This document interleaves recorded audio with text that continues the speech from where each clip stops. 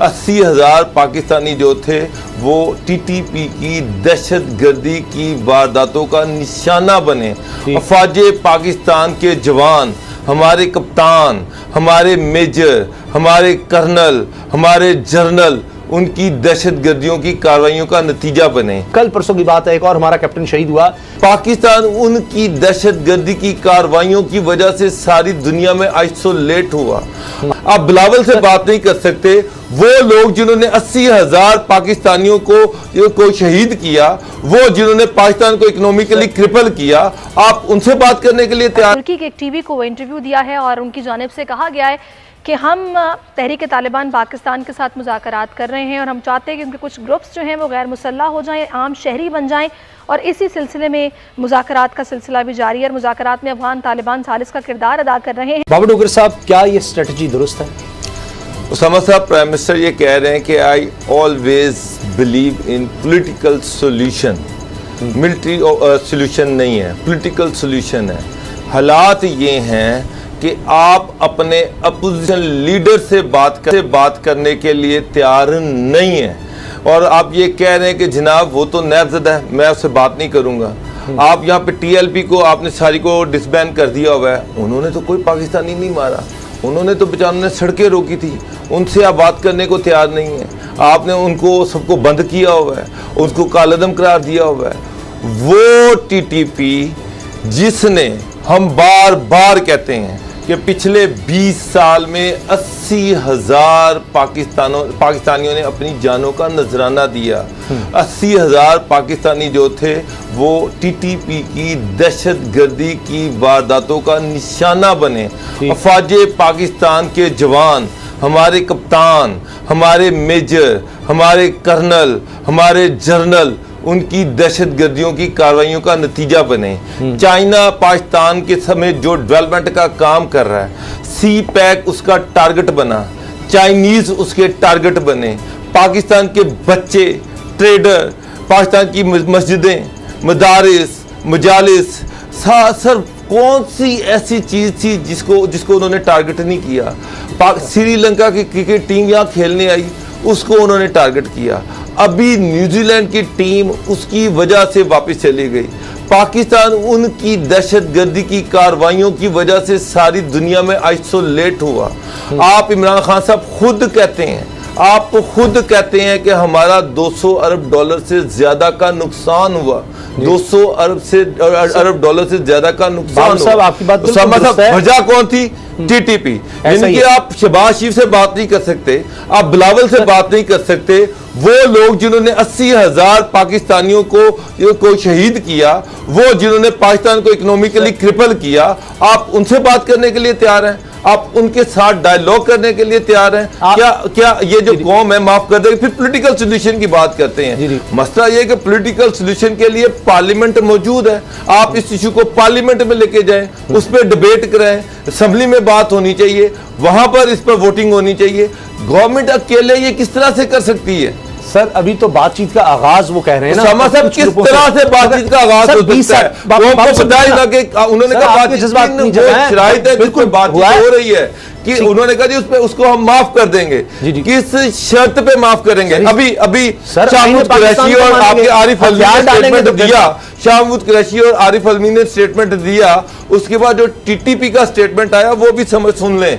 उन्होंने कहा कि ठीक है, आप यहाँ पर हमारी मर्जी का इस्लामी निजाम जो है वो ले आए तो हम आपके साथ बात करने को तैयार हैं। तो मेरा मतलब है कि क्या वो लोग जिन्होंने पाकिस्तान को तारीख दौर में धकेल दिया, पाकिस्तान को तबाह बर्बाद कर दिया, क्या आप उनकी टर्म पे बात करना चाह रहे हैं? सुन लें, अब बात ये है गुलाम रज़ा साहब कि ये बातें अपनी जगह बिल्कुल दुरुस्त हैं। 20 साल हो गए हैं, आज भी हम ये नहीं कह सकते कि जी मुकम्मल तौर पर दहशतगर्दी खत्म हो गई है। कल परसों की बात है, एक और हमारा कैप्टन शहीद हुआ।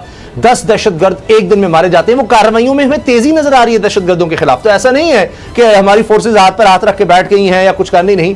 तो क्या ये इसी तरह से जंग जारी रखी जाए या एक वो तो है ही, वो तो सोल्यूशन है ही और उस तरफ जाया जा रहा है, वो ऑपरेशन ही रोके जा रहे हैं। लेकिन अगर बातचीत से कुछ लोग ये नहीं कि टीटीपी के अभी इमरान खान साहब ने जो कहा है, उन्होंने कहा जी सम ऑफ द ग्रुप्स, क्योंकि 50 तो इकट्ठे हो गए थे सारे दहशतगर्द, अगर उनमें से कुछ अलग होते हैं, उनके लिए कोई सूरत हाल निकलती है ऐसी, वो हथियार डाल देते हैं, तो ये तो वैसे भी होता है कि जी हम आप कोई जब किसी मुजरिम को घेर लेते हैं, उसके हथियार डाल दो तो मिराद दी जाएगी। पूरी दुनिया में प्ली बार्गेन है कि अगर जुर्म तस्लीम कर ले तो उसकी सजा में कुछ कमी कर दी जाती है। तो इस तरह सोचा तो जा सकता है, या 20 साल से जिस तरह जंग जारी है इसी तरह आगे रखना चाहिए इसको?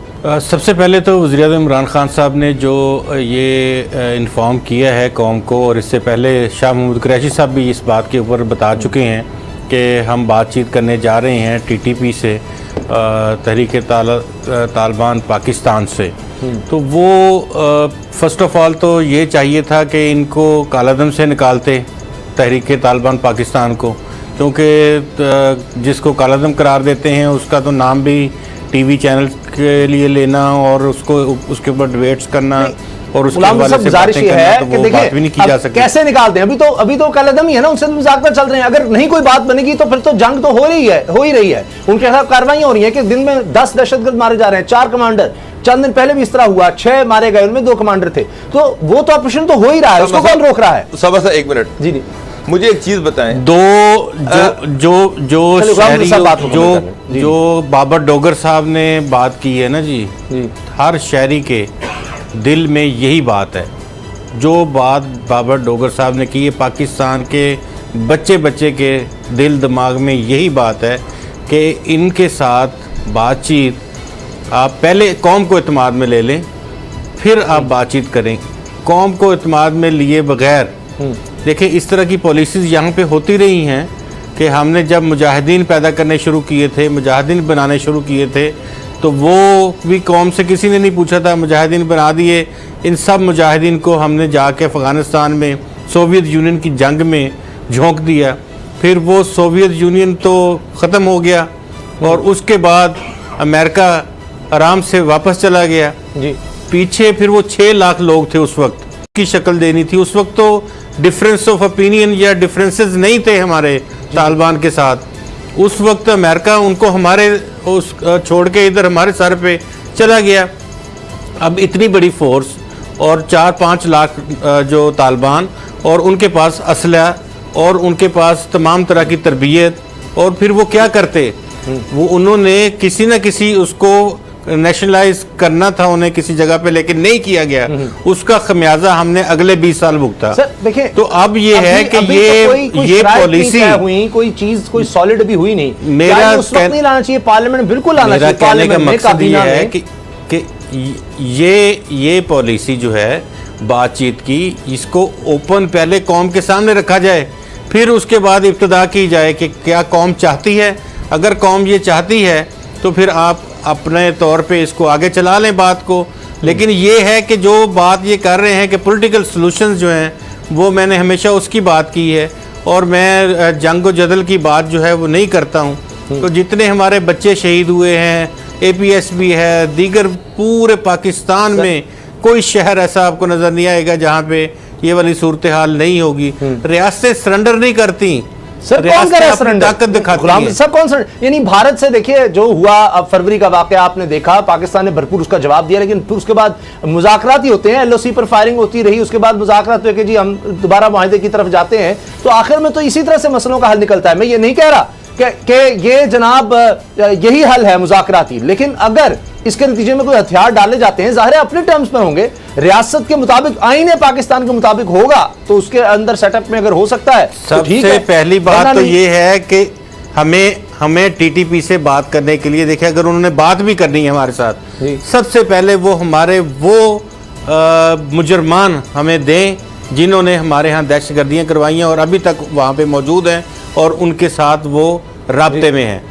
तहरीक तालिबान पाकिस्तान वाले, उनको पाकिस्तान के वाले गैर मशरूत तौर पे किया जाए। उसके बाद देखेंगे कि मुज़ाकरात पाकिस्तान करता है या नहीं करता। तो फिर मुज़ाकरात, अब ये नहीं कि उनसे बातचीत कर ली जाए और फिर बाद में कहा जाए मुज़ाकरात नाकाम हो गए हैं तो हम आगे नहीं बढ़ पा रहे। तो ये भी पाकिस्तान की सुबकी है।